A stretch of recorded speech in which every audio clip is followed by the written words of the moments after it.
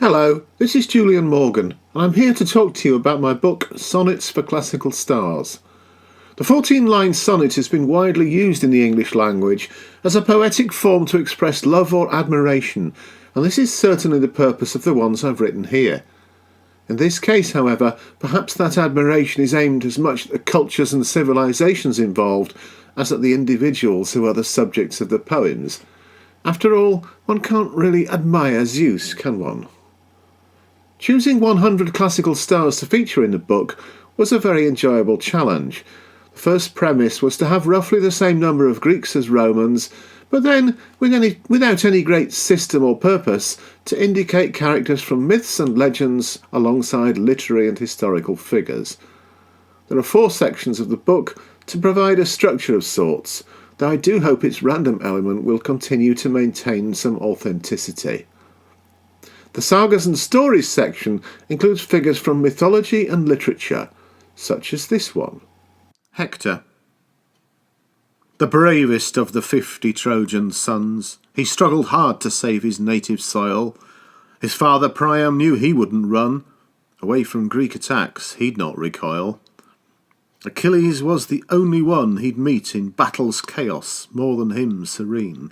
Achilles was the one he'd not defeat, though in that armour Patroclus seemed keen. When tied behind the wheels, his dusty corpse bumped blackened round the battered walls of Troy.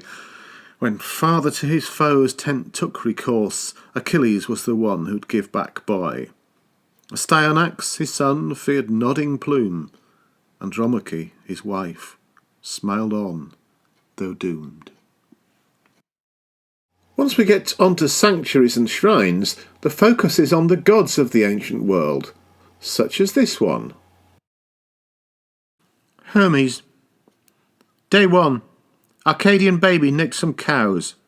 All 50. Took them in reverse for luck. Then slaughtered 2 and in their entrails browsed, and from their guts guitar strings pulled to pluck. If that's not bad enough, his sound-box frame was fashioned from dead tortoise carapace. Yet when the son of Maia got the blame, half-brother, bribed with lyre, forgave disgrace.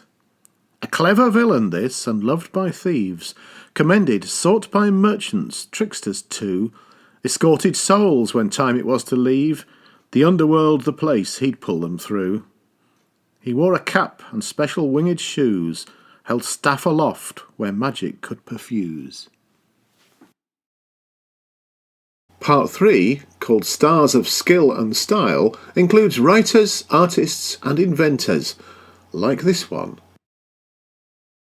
Empedocles. There's earth, there's air, there's fire and water too. That's all there is around us, so he told. It's from those elements that all things grew. That's everything in nature manifold. Then love and strife are things to bind and flit, as magnets pull and push their like away. The 4 component elements permit all life forms to evolve and to decay. Empedocles it was who gave us this, the pre-Socratic chap from Acragas. The scientist and poet gave a miss when tyrant's chair fell empty. He said, pass. Philosopher who fell in Etna's bowl, down in the crater's deep, dark, steamy hole. The 4th and final section of the book is Stars of State and Standing, which includes politicians and rulers. I've chosen an Egyptian queen for you here. Cleopatra. Horatian fatal monsters' comely charms affected history more than some had thought. First Caesar and then Antony disarmed, as Egypt's queen her bold seductions wrought. Though, to be fair, it can't have been much fun to share her rule and marry little bro. Not once but twice, you know, she'd had it done. No wonder that she chose to overthrow. Her golden goddess statue gave offence in Rome's great temple by the Capitol, though worse by far the Actium suspense, her run for home with name now vitriol. Octavian, when he was introduced, just gazed on her.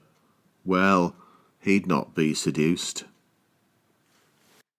Sonnets for Classical Stars is full of stories, jokes and references to historical events and literature, and I hope you'll find a whole world to explore in it. As well as poems, We publish a range of themed puzzle books for enthusiasts of classics, Latin, Greek, Roman Britain, the City of York, James Herriot, and the County of Yorkshire. Please see our website for further details. That's www.yorkshireauthor.com. And thanks for listening.